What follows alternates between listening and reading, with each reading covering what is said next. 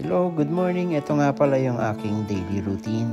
So, sa umaga, ayan, ihahatid ko muna yung bunso namin sa bus stop. And then, after nyan, didiretso na ako sa office. Usually, maaga kami. Kami yung pinakamaaga palagi. Kasi si Celine, gusto niya laging first sa line para nakakapili daw siya ng spot sa bus. Kaya una kami palagi. Maalis kami ng bahay 7:30. Tapos pag nasakay ko na si Celine sa bus, ako naman didiretso na sa office. Kasi para mag-work. Kuha muna tayo ng parking ticket.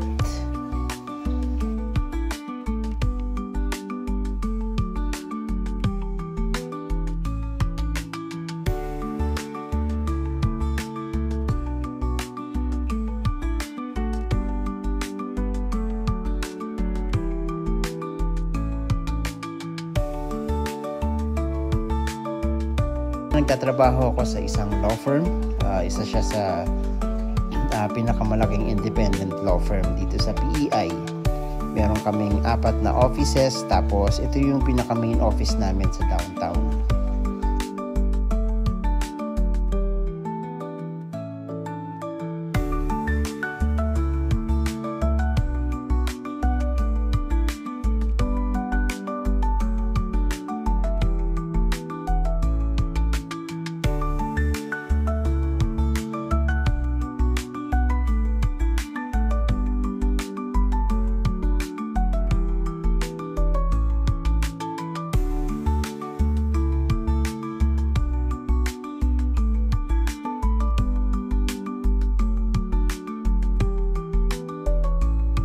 Kuha muna tayo ng ating first cup of coffee para sa araw na iyan.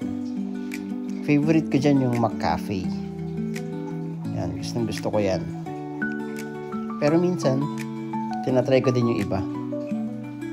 Tapos, ayoko ng black coffee. Mas gusto ko yung may coffee creamer. Ayan, ito yung ating first cup para sa araw na to. Mekos muna. Ayan. So, balik na tayo sa office. Sa workstation para magsimula ng magtrabaho. Ayan pala yung life verse ko. With God, all things are possible.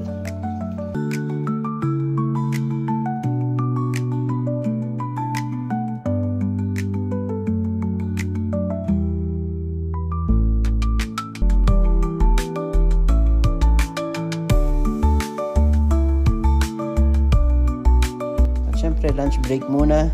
Normally nagbabaon talaga ako.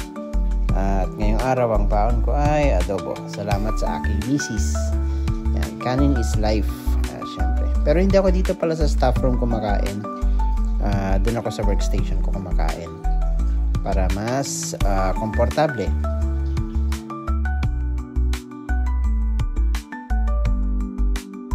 Ayan. After mag-lunch, syempre, babalik na ulit sa trabaho.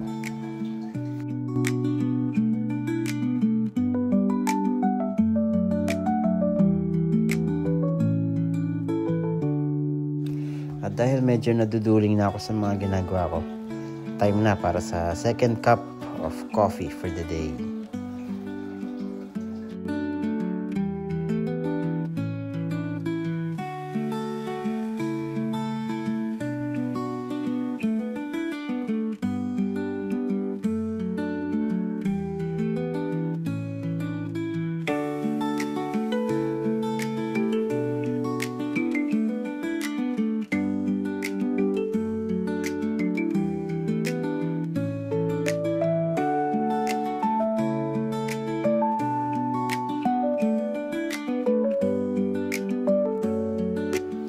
Dito dahil 2:30 na, nire-ready ko na yung aking gamit at time na para umuwi dahil aabangan pa natin si Celine sa kanyang school bus pa uwi.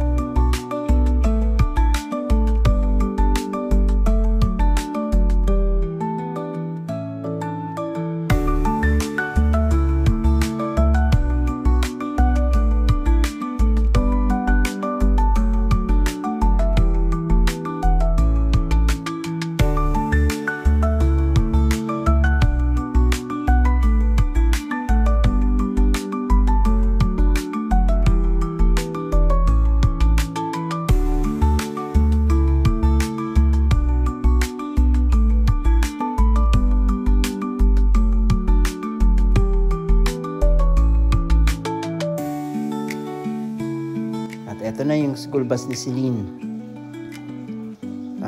Usually mga 3:05 yung dating ng school bus dito. At ayun siya. Ayan. Masaya naman siya sa school, nag-enjoy naman siya.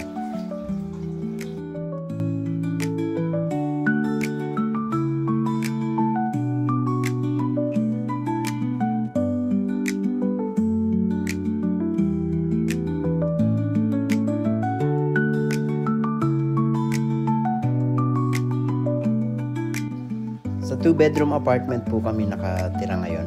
At sa susunod, i-apartment tour ko po kayo. Ayan.